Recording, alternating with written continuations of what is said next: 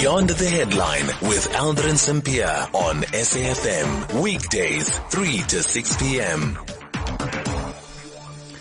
It is 8 minutes after 4 o'clock. You're still listening to Beyond the Headline with me, Aldrin Sampear. So as promised, we are next in conversation with the traditional Prime Minister of the Zulu Nation, Prince Mangosuthu Buthelezi, is joining us on the line. We'll be taking your calls as well on 011-714-2006, your tweets at Aldrin Sampear, and voice notes on 0614-104-107. We are tracking the history as well as the heritage of the Zulu Nation, but also the role that the Prince has played in being the Prime Minister, and what exactly are the duties of the Prime Minister. Those are some of the questions that I have. And as I've indicated a bit earlier on as well, is looking at the intersections between the royal family as well as politics of the day, whether it is politics of the day under the apartheid regime or politics of the day under the democratic regime. So those are some of the conversations that we'll be having today. As indicated, your calls are welcome as well as your voice notes as well as your tweets. Prince, thank you so much for making time for us and welcome to Beyond the Headline. Good afternoon, Mr. Sampear. Let's start. Good afternoon to the listeners too. Thank you so much. Let's start off here with defining what when we speak about the traditional Prime Minister of the Zulu Nation, what exactly is that? Because that's a phrase that really popped up, I think, a lot following the passing on of the King. No, but I don't think I was ever described in any other way except as traditional Prime Minister of the King. It's a position which, ever since the kingdom actually was established, existed.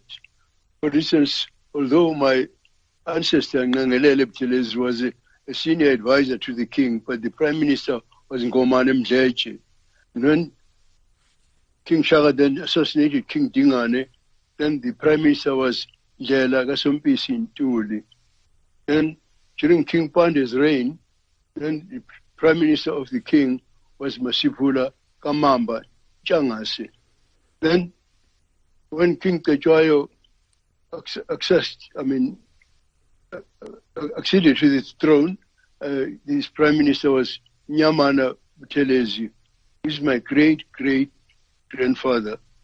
And Nyamana actually played a very long role because he actually got into the regiments of the Zulu regiments during the reign of King Dingane. And during King Pande said he was the father of his children.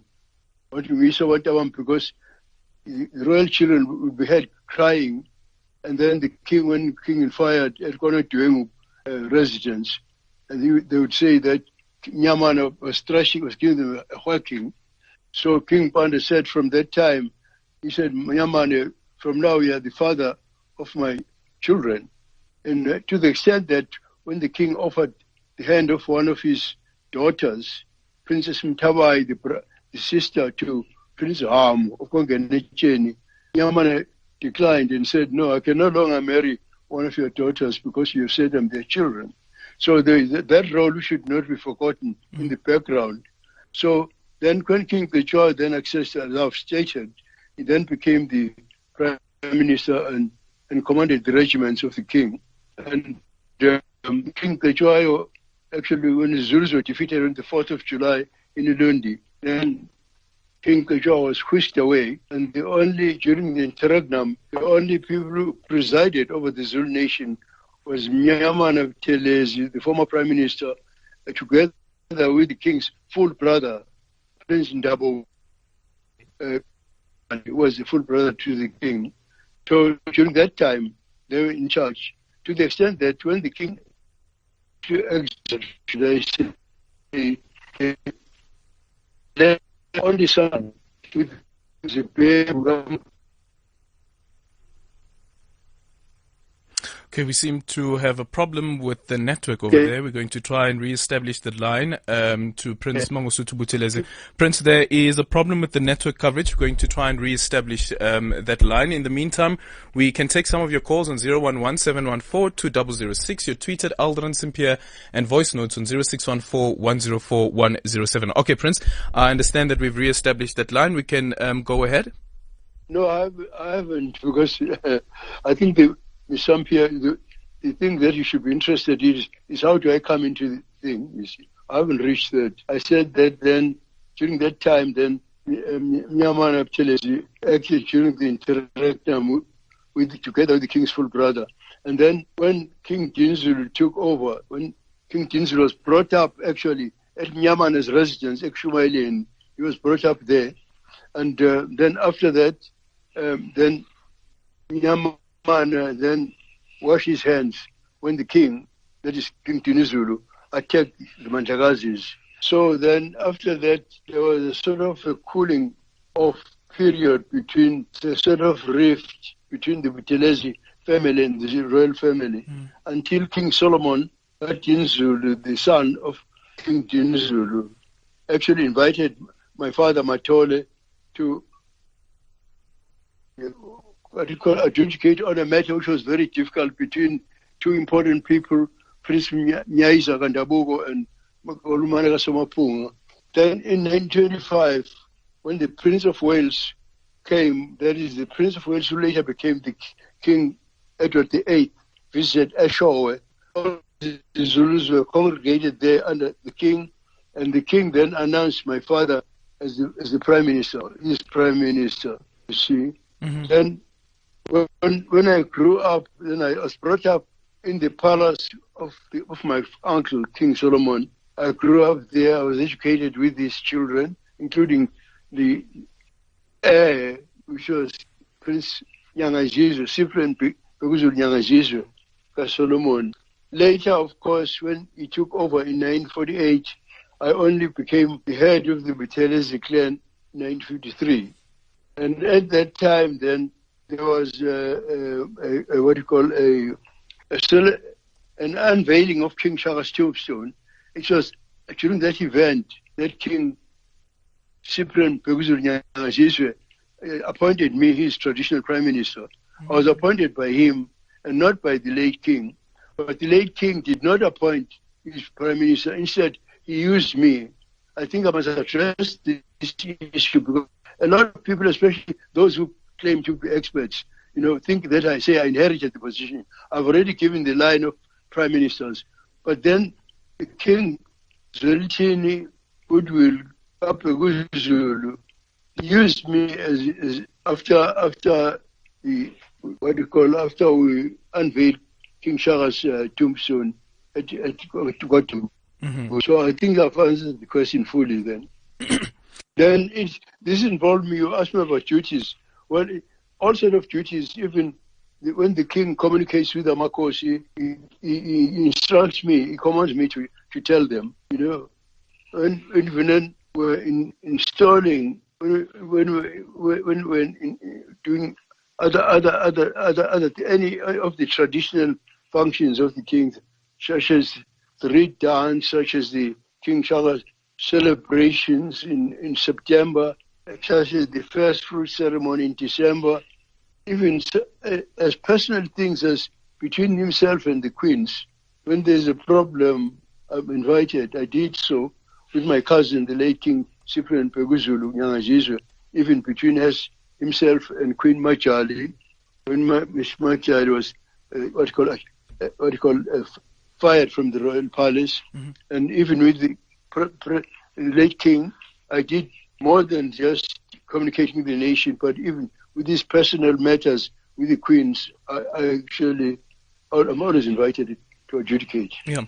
What would you then say is probably, from just the top of your head, perhaps one of those moments that really stand out where you had to come and mediate because of tension that was there, apart from what's currently happening, but speaking now historically?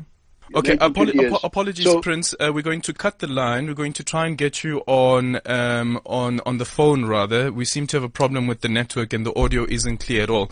We will be taking your calls as well. Remember, on 011-714-2006, your tweets at Aldrin Sampear, and your voice notes on 0614-104-107. This is valuable information, I think, for us as a country and for the Zulu Nation as well. So we want to get as much information from the Prince as possible, and also making sure that the audio itself is clear. Hashtag SAFMBTH. Okay, we are going to try again with Prince Mangosuthu Buthelezi, who's joining us on the line, who is the traditional Prime Minister of the Zulu Nation. Prince, you were telling us about one of those moments for you that really stand out historically in the role that you play as Prime Minister of the Zulu Nation.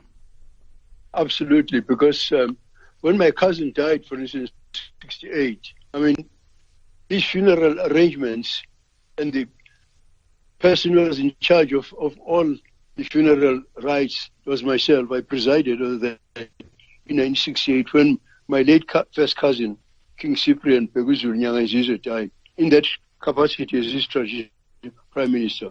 So when he passed on, there is in the world, people were at variance with him, and he therefore traveled almost every other day or daily to my residence at Kwapindangene to ask me to support him, to help him, even to come to Nongoma, come and stand in with him and so on. So that, in fact, one of the lines of the praises of King Zwelithini is, thank you, Buthelezi, for your courage in struggling. They meant because of the activities that I did that resulted in his own enthronement. Then I've already described when he then started operating in the same capacity in which I operated under his father. That was at the 54 unveiling of King Shaka's statue. So I didn't just pop in then. I mean, I think even young people like you, Ms. Sampear, with due respect, will know that many events we appear together. Many events, I'm sure the SABC can produce many videos where we were always operating with him. He never attended or did anything that was important to the Zulu Nation without myself. So then when he passed on, I more or less just inherited those positions because I was in that position and there was no one else where to do it. But everyone, the royal family, expected me to continue just as I did when his father passed away. Mm-hmm, mm-hmm. And when it comes to being a prime minister and looking back at the history that you've articulated now, can the prime minister ever be female, considering that we've also had a regent, for instance, who is female? No, that has never happened, but it's true that they have a female prime minister. We haven't had one because I already mentioned the whole line of kings and stated who was their prime minister. While listening to Aldrin Sampear on SAFM, weekdays 3 to 6 p.m. Okay, and we have the Prince back on the line. It's now a telephonic call. Prince, just the answer around the Prime Minister being female. Is there something that precludes women from becoming Prime Ministers, considering the history that you've just articulated now of the Prime Ministership and all of them are male? No, I think that, of course, that is something about the gender issue. I think that an occasion has not risen where it was necessary to install a human being who was a female. I don't think that we can say they are precluded, but I think that in our society it is true that men have dominated in our society. Mm-hmm. That men have been in charge and so on. You remember that according to what is called native law here, mm-hmm. women were called minors. In fact, they couldn't own property until I changed that as chief minister. They couldn't even stay in the townships here.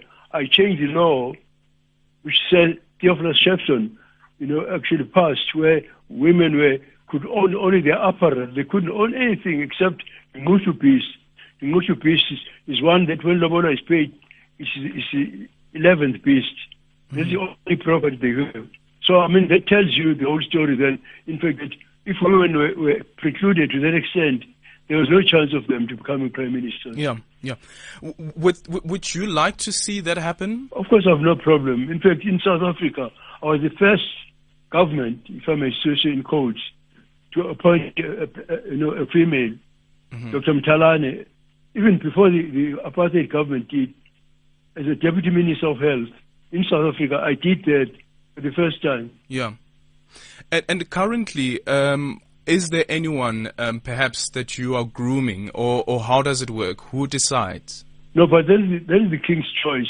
Yeah. In fact, I kept on telling the King, my late grandnephew, I told him all the time that he must appoint his own Prime Minister, but he kept on using me, even at my old age. He kept on using me right up to the end. Because, some things that tied me into this thing, of course, are some things that I did as Chief Minister during the past era.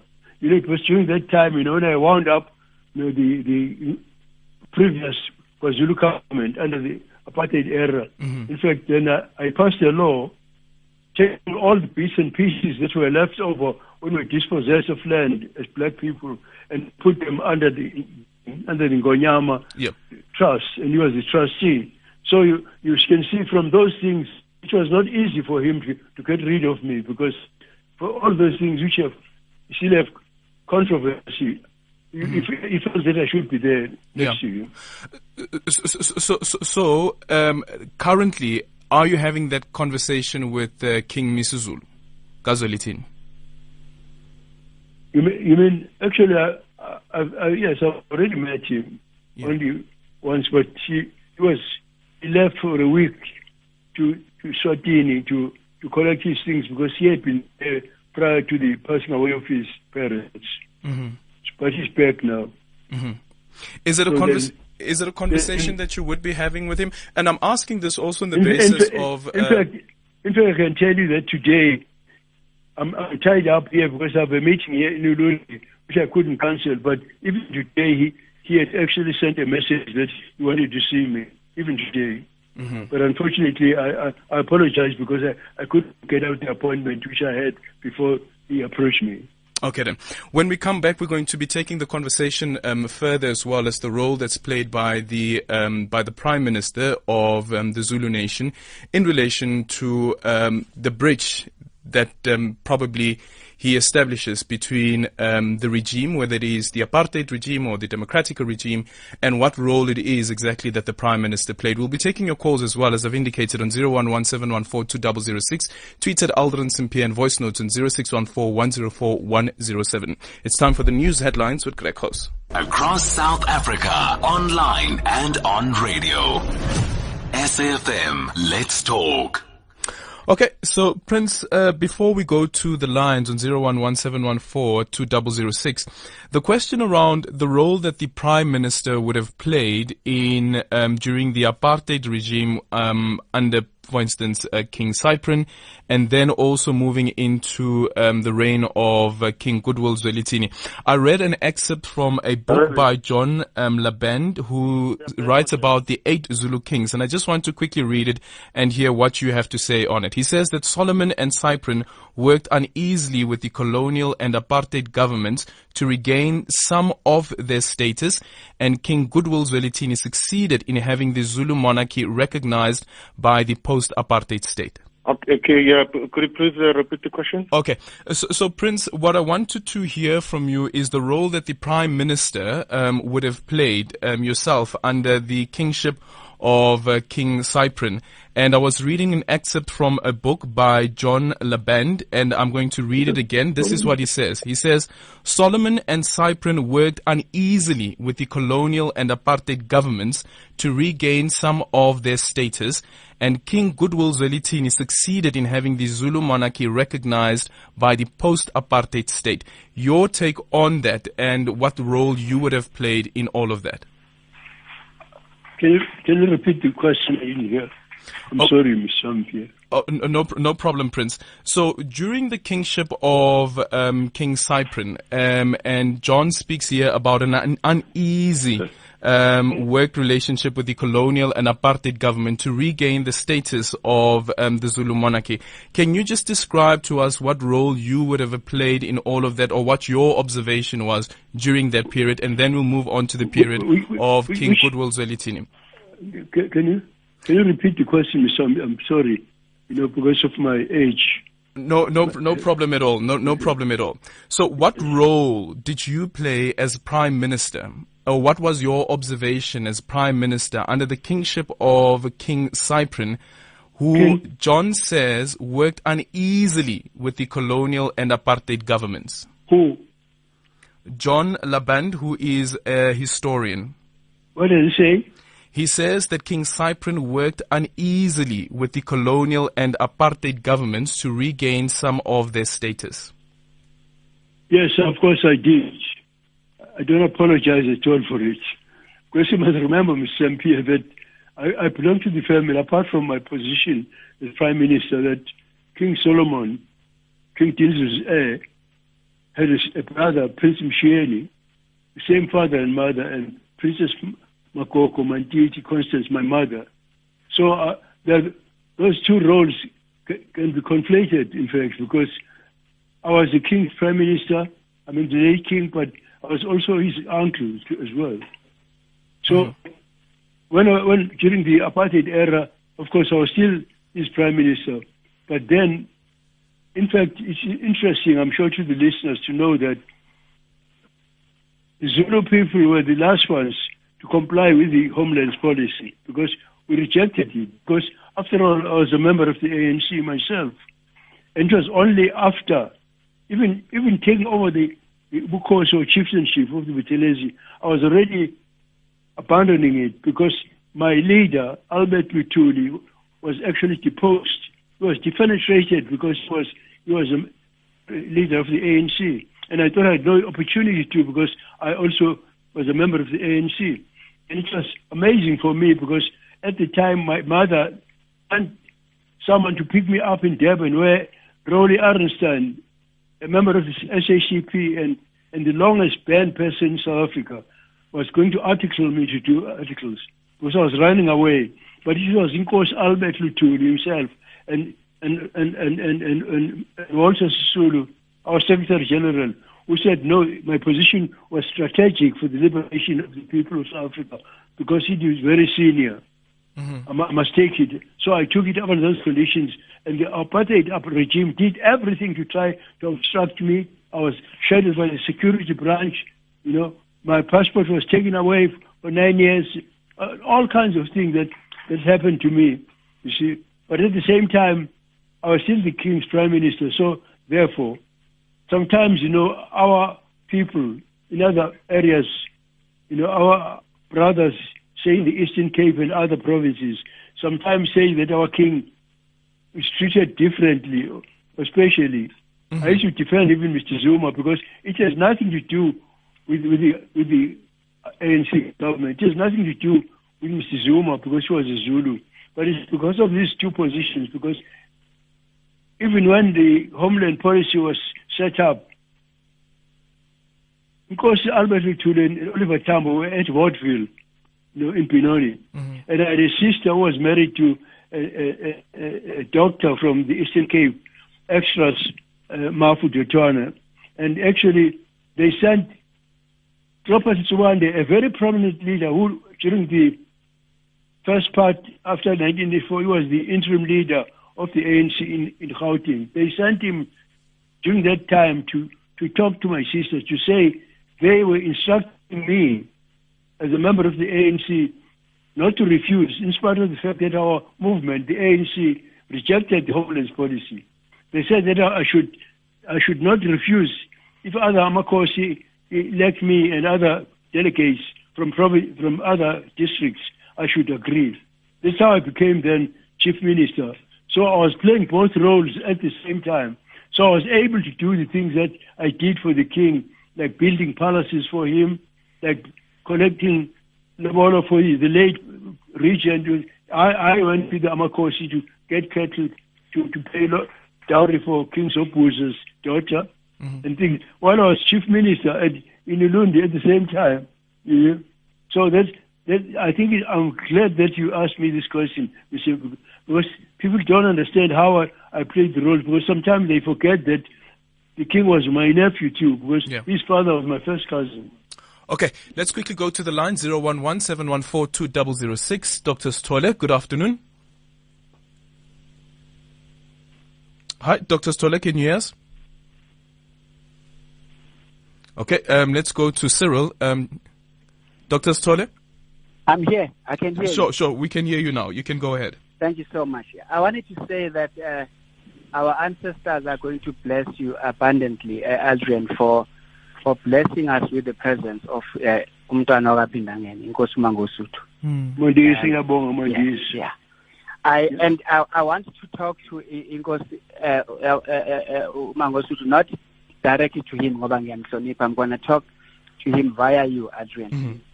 I went to see Umntwana kaPhindangene last year in February. I'm doing a biography on Inkosi Smakade wasemachunini. He lived. He was the Inkosi for over 70 years. And when I left there with that interview, I was so deeply touched by what I heard from Umntwana kaPhindangene. And I want to say this, that had he not been alive today, and had the king passed away, and if Umntwana was not around today, we don't know, Tina, as Zulus, what would have become of this kingdom. And I thank our gods and our ancestors for keeping you alive, Umntwana kaPhindangene. And I also want to say that when I left, I told you, Dr. Ngolunga, that you know very well, that I wish I had seen you 10 years before, because I would have written a book about you from what I heard. The fact that we still have this Zulu kingdom that is respected is because of the role of Umntwana kaPhindangene. We are not in the same political party. I'm in the ANC, but we are Zulus, and I know the role that he has played. And my message to Umntwana is that if there's one thing that we must protect, is this 1/3 of our land that we have that was taken. The rest was taken from us by the colonial regime.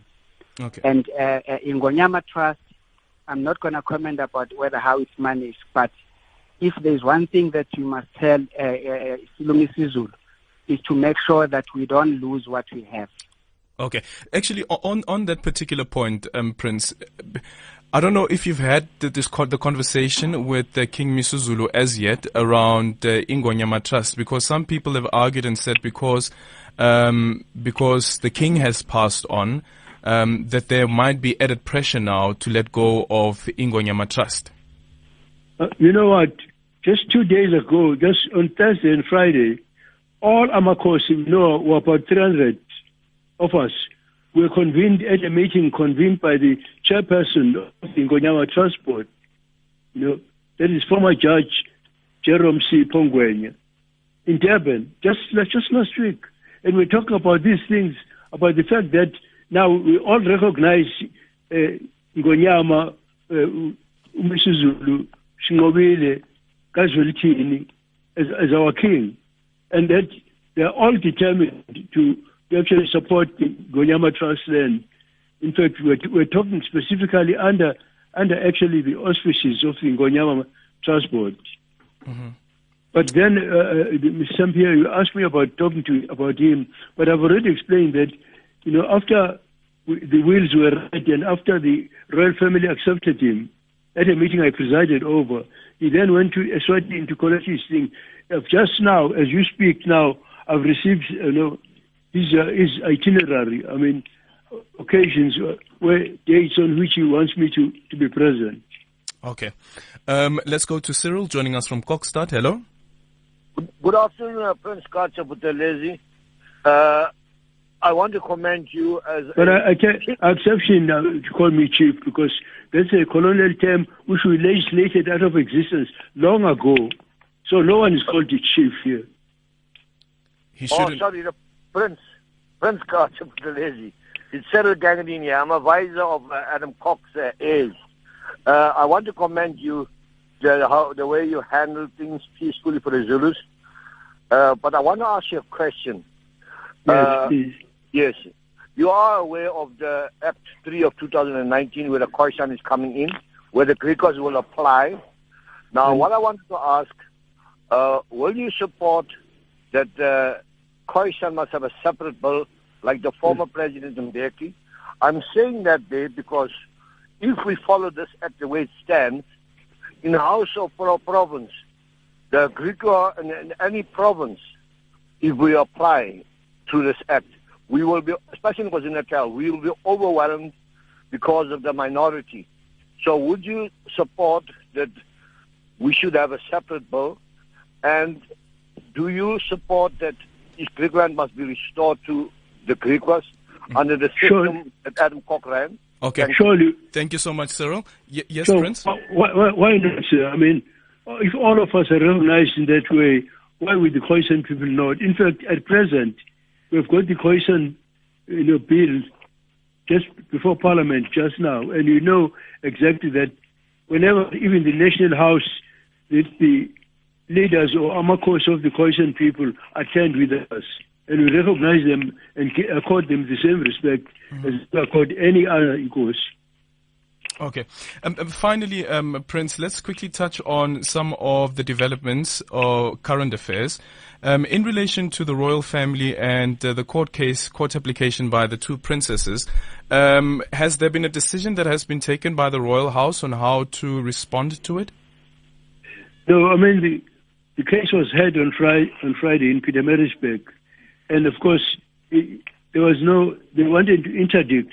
They were asked for an interdict to prevent the coronation of the king because they claim that the signature of our late monarch, King Zwelithini Goodwill, because Zulu, they said it's not his signature, but actually, Mr. Grobler was present when the king is still alive, and all of us who have worked with him throughout his lifetime, know that was definitely his signature. We don't even need experts to tell us that it was his signature. So we're very happy that the court did not entertain their interdict.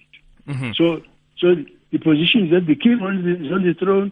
I've just told you about the itinerary already. I mean, rather the schedule for next week where he wants me to be present. Yeah. Does the itinerary include a coronation? Pardon? Does the itinerary include a coronation? Oh no, of course, because of our conquest, before our kings did not get government approval, but because of our conquest in Ulundi on the 4th of July, 1879, then our king was defenestrated, and after that, of course, each time we're going to be recognized by the government. Mm-hmm. So that is the only thing that is left over. But from the Zulu side, everything, even Amakos last week, acknowledged the fact that he's on the throne now. Yeah. So we're waiting that to us. That is as a formality which must be done. Sure. You might like to say it's a de jure thing, but de facto he's our king now. Okay. Then, Prince, there's another issue that I'd like to quickly touch on. The last time you and I had an interview, you said to me that you had planned to meet with the President, Cyril Ramaphosa, around to amend relationships between the IFP as well as the ANC. You mentioned this quite recently as well, and you said before you close your eyes, you'd like this issue to be dealt with. How far Absolutely. are you with that? Absolutely. I'm glad, Ms. Sampear, that you asked me that question because I think it's important for our country. Because our country being such dire straits, we need unity, even if we differ, in views. And in my case, Inkatha was structured on the ideas of the ANC as propounded by the founding fathers in 1912. Dr. Pixley Isakaseme was married to my aunt, a sister to my mother, a daughter of King Dinizulu, the eldest daughter of King Dinizulu. And I told you that when I was doing matric at Arabs College, one of his eyes was removed. He had a cottage near the palace. And I used to write his letters. He used to dictate to me. And one of my mentors, Inkosi Albert Luthuli. And in fact, it was Inkosi Albert Luthuli who, together with Tambo, said to me, because our movement, which is the African National Congress, said that although we don't support this policy, but rather than that there should be someone that can be manipulated by the apartheid regime. Mm-hmm. They said I, as a cadre of the ANC, must go in and undermine the thing from within. That's how I became. So that's how I felt then when we had that interview. That I had in fact approached His Excellency President Cyril Ramaphosa in his capacity as president of the African National Congress, Yeah. that I got very fed up in Parliament because each time the Speaker adjourned, then the leaders, such as my friend Mr. Matasha, would cross and come to me and say, you didn't resign from the ANC. And I said it was not a matter to be dealt with flippantly like that, because in fact they are the ones who owe me an apology, because they got their researcher to write, a defamatory libelous book about me, Kacha, a chief with two agendas, which even now is the Bible of some of them, where they denigrate me, where they defame me, where they denigrate my family and so on. And I said that I need, because personally, even now, the colors of the Inkatha are the same as those of the ANC, because ANC is our movement. It's our movement. It's the movement of Inkatha as well. So that matter, you asked me the question, how far is that matter? Yeah. In fact, just recently, because of COVID, which disrupted it, because we did have a long meeting, about 3 hours or so, with the President Ramaphosa in his house in Durban, and I gave him a lot of material, including that book, that he must look at that book and tell me, and I want the ANC to tell me whether that is their view of me, actually, and of the roles which I played on the instructions of Nkosi Albert Lutuli. That is their thanks for me for doing that and for undermining apartheid. After all, I'm the one, actually, that black people in this country owe their status, because by rejecting apartheid, Mr. Clark admitted that they abandoned the grandiose apartheid because the Zulus, as the largest ethnic group, rejected it. And there was no way of forcing it, because we rejected it. And we had already started a government in which whites and colors and Indians were participating in this province already. Did you just say that black people owe you? They owe me because, this was the biggest scheme by the apartheid regime to actually dispossess all black people of their citizens and to make them foreigners in their country by making them, citizens in bits and pieces of 13%, while they're holding 87% for themselves. Okay. So when I rejected apartheid, then that ended that status of people who had passports in the Transkei, in Mpumalanga, in Kazakul. They had passports, not in Kazakul, I'm sorry, but in Venda, the Mpumalanga, they had passports. They were no longer citizens. Many Africans came from the Eastern Cape to me for me to give them pieces testifying that they were Zulus in order to get passports when they wanted to go overseas, because we were South Africans. Because Kwazulu was never a Bantustan. And the ANC is dishonest, some of them, when they call me a Bantustan leader, because I rejected that. I blocked it with the boundaries of Kwazulu as they were in 1970 when we entered this country. Okay. Is there any intention to have a combined apology from the IFP and the ANC to black South Africans? I think I told you, Ms. Sampear. I told you. You know that the ANC leaders went to Vietnam to learn how to conduct what they call the People's War. You know that it is they who came and imposed the People's War on the rest of us. Yeah, but we've also agreed, though, that the history shows us that there are people who have been killed by IFP members as well. Give me a chance so I'm going to ask again. Let me answer the question. No, give me a chance. And then the IFP was involved also because there was violence and there was counter-violence. There was preemptive violence on both sides. This thing gained its own momentum. Yeah, so there was preemptive violence on both sides. Do you think that there should be an apology then from both sides to black South Africans in particular? We are not fair to the listeners, because you must allow the listeners to make me finish, and then you can say anything, Mr. MP. I don't mind you saying anything of your views, but don't interrupt me, please. Don't. I told you at the other interview with SAFM, I told you that at the TRC, I actually said that in spite of the fact that I did not orchestrate violence, but members of the IFP were actually involved in some of them in a defensive role, but I said that I apologize to the people of South Africa. I said so to you, and I said so publicly at the GRC. Okay. Thank you so much. Prince Mangosuthu Buthelezi there. That is the traditional Prime Minister of the Zulu Nation. Apologies, we are way late for news. Greg House, standing by. Beyond the Headline with Aldrin Sampear on SAFM. Weekdays, 3 to 6 p.m. Okay, so we have managed to get the Prince back on the line. It seemed to have cut a bit earlier on.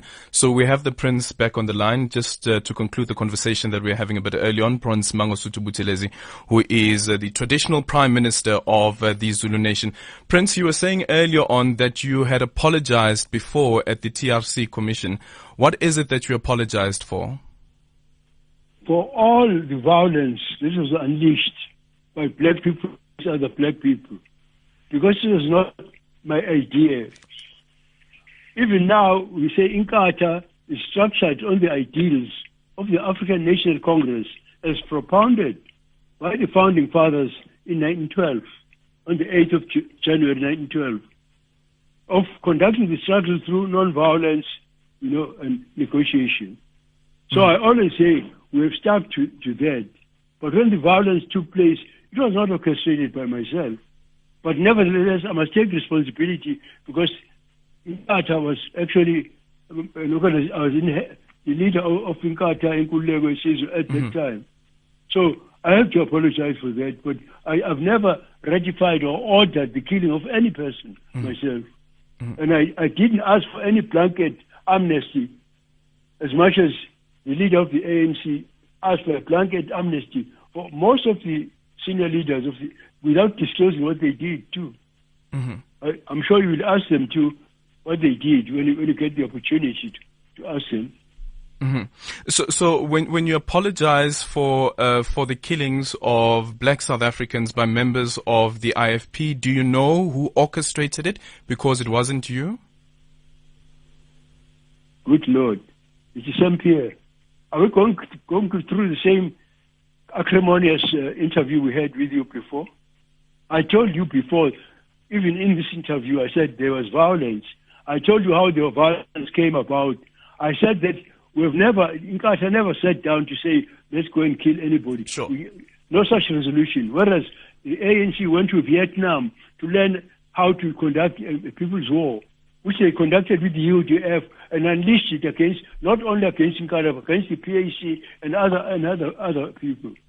But now to ask me who did, I've said that once there was violence, I said to you when you interviewed me first time, I said the only thing I said, which I don't deny, I said that in our jurisprudence, anyone is allowed to defend himself and his loved ones. And I said that they must not lie down and be killed lying down. They must defend themselves. And for that, of course, that is what I apologize for. So who orchestrated the murders? In simple English, I've said this thing gained its own momentum. I've told you who started it, and I've told you that there was counter-violence, there was preemptive violence on both sides. Now, when you say that I don't know what more I need to say, Prince, like if you look at the history, for instance, the examples that we've made before of looking at on the East Rand specifically, which is an area where I once lived as well, is clearly it was coordinated. It wasn't just sporadic. So from the information at your disposal, were you able to ascertain who were behind the orchestration of those murders? Are you implying that I orchestrated it? No. I'm not. Not at all. Must just point a finger at me if you think I orchestrated it. I'm not. Mr. Sampear, I've already told you that thing was unfortunate because there was violence, Sure. There was counter-violence, there was preemptive violence from both sides. I was not in the Eastern, what you call, even terrible things like Boytong. Yes. Were not conducted by the IFP. The hostile people at Gomadala attacked people, and killed people, innocent people. That was not orchestrated by myself. But you know that the woman was in love with what you call from Boypoteng, with one of the Dala white people, and they killed that woman and opened it, and they said they wanted to see the culture in her tummy, and many other things that happened. I was not there. I was not part of it. Now, to cross-examine me about an issue who was behind it is to ignore what I've already told you, that there was violence there. I've told you its genesis, violence, there was counter-violence, there was preemptive violence on both sides. Yeah. And that's the reason why I apologize, because members of Inkatha did kill members of what you call some members of the ANC. I'll tell you, Prince, what I find difficult is that as the leader of the IFP, who was also the prime minister to the king, that you say that I was not the one who orchestrated it, and I accept that I was the leader of the IFP, and I apologize for what has happened. But it can't just end at that. Prince, please allow me to finish. If you have evidence to that effect, why don't you tell the people of South Africa? Why don't you accuse me publicly? I'm not accusing you, Prince. And give evidence to that. Let me finish. I'm tired. I'm getting tired. I'm going to walk out of this thing. Let me finish. I'm going to walk out of this thing, because originally when you asked me, you said you wanted to talk to me about the heritage, but now this is your favorite subject, because you want me to be the villain of the piece. No, this is part of the history of the Zulu Nation, the politics of it as well that is played out. So my question is then, as the leader of the IFP, when you say that I was not the one who orchestrated it, were you able to find out who were the people behind it? But I did encourage people to defend themselves. And I couldn't be in all places. I'm not God. I'm not omniscient and everywhere. I'm not God. I mean, I said to the Zulu people must defend themselves. The Zulu people too were murdered. I mean, if they had what you call in their ears, if their ears were cut, they were killed. Some were given what you call a rand, and they say, what is this? And because Zulu people can't say rand, they will say Hilandi, and they will be killed for that. This is a long thing and complicated thing that you are trying to start now. Because that thing was, unfortunately, it was said just now, you seemed as if you were interested in us having peace in this country by asking me about approaching the leader of the ANC and our head of state. We're doing that already, but you're digging things which are not there, Because you're just after, pointing at me as orchestrating this thing. No, that's not my intention, Prince. In fact, Mr. Sampear, I did ask at the TRC. I said if I'm guilty of anything, I should be charged. Mr. Mbeki, on behalf of the ANC, actually requested a blanket amnesty without disclosing what they did. But you are busy on me when I've said so. Even now, if you have evidence, you can charge me even now. But don't be pestering me about something I've answered already to you. But Prince, you're not allowing me to finish my question. You're not allowing me to finish my question. So my point is that you are the leader, or were the leader of the IFP. You are also the prime minister to the king. And there were Zulu people who were killed, and there were Zulu people who were killing, who were also murderers. You accept and you say that indeed there were IFP members who killed other people, and for that you apologize. And you apologize for that. And that's understandable. But then we need to go further and say that who do we blame? Who is being held accountable? Because nobody has been held accountable for the black on black violence that you have spoke on. F.W. de Klerk, the former president, also when I had an interview with him, said to me that, listen, we haven't really focused on the issue of black on black violence in this country and the historic nature of it as well. So here I am asking you again, who is to blame? Who should be held accountable? Maybe you should play God yourself and say who is. Why don't you play God and tell us who is? Because the king actually did not instruct me. The prime minister of the Zulu people carries out the commands and instructions of the king. Mm-hmm. King's very keen goodwill. Zulu, Solomon, Dinzulu, Kachwayo, Kampande, Kasaza, Kona Kajama, never instructed me to orchestrate any violence. So on that side, there was no instruction to me as prime minister, as you are putting that blame on me as prime minister, to say I must conduct the Zulu people and orchestrate them to kill other people. He never did that.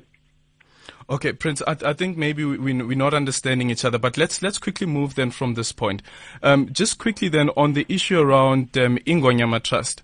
There's an article in the Mail and Guardian that speaks about historically, for instance, how you've constantly said, and you've made the point to say that, listen, iNgonyama Trust was not a deal to have the IFP on the ballot paper. That was not part of the deal.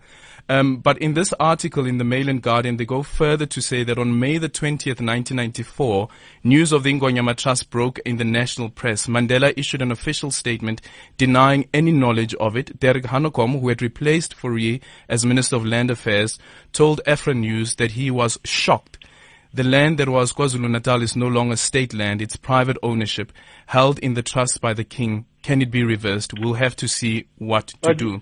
Just quickly then ask one question at a time. Yeah. You see, because like this, at my age of 92, to make a long statement about different things, I won't be able to answer that.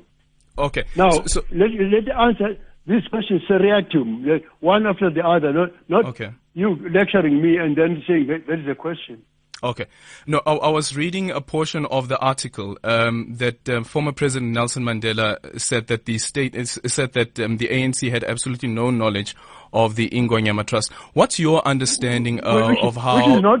Which in fact is not true, because Mr. de Klerk, then President of the country, then His Excellency Nelson Mandela, who was then the President of the ANC, His Majesty King Goodwill Zwelithini Solomon went into the bush. Mangosuthu Buthelezi went with them, with our ministers, to talk about the international mediation, which I proposed on the institution of the monarchy, that the monarchy must have a place in the future democratic South Africa. Because other countries like Uganda have done that with Toro and Uganda kingdoms. I said that. But then what happened is that then we all agreed that there should be international mediation. Then there were two spokesmen for the ANC and the National Party. That is His Excellency Mr. Ramaphosa and the Honorable Rolf Meyer. Rolf Meyer. They are the one who torpedoed an agreement which we concluded in Skukuza, in the bush, with all these people, and said, no, this means rewriting the new constitution. It was at that point then we said that Inkatha will not go into elections because of that. And it's nonsense for you. I mean, if you read newspapers so religiously, why are you not aware that, in fact, the Mail even apologized for some of the things? Because Mr. Clark actually issued a statement, actually said, debunking the nonsense and propaganda that in fact, there was a deal between the two of us. The agreement of Inkatha to going to elections happened on the 19th of April. Yeah. Through the intervention of an academic from Kenya, Washington Okumu. And we agreed that Inkatha should go to elections. It had nothing to do with this. We didn't need permission. At that time, the Constitution of South Africa allowed the existence of KwaZulu Legislative Assembly. And I went to my Legislative Assembly and passed this law. And because we're South Africans, because we're not a Bantustan, I had to go to the head of state of South Africa by the name of F.W. de Klerk, who then signed the law, because it was not a favor. All the laws of KwaZulu were signed by the head of state, unlike Transkei, Uputazwana Venda, which were signed by their president because they were independent. I was not independent. Considering the politics at the time, what would you say would have been the intention of the ANC, for instance, to argue and say that they have no knowledge of negotiations around the iNgonyama Trust? I would like to say that if whoever it is says in the ANC is telling a blatant lie, because at that meeting at Skukuza, they were informed about the fact that we were going to do. Some of the ministers were present with us. There are photographs, in fact, where you can see us together with some of the ministers who were informed about this at Skukuza. So if they say they don't know, they are lying. Okay. No, Prince, really appreciate your time. Thank you so much. That is Prince Mangosuthu Buthelezi, traditional Prime Minister of the Zulu Nation. So we're going to be taking some of your voice notes on 0614 104 107. But for now, let's go to a quick break.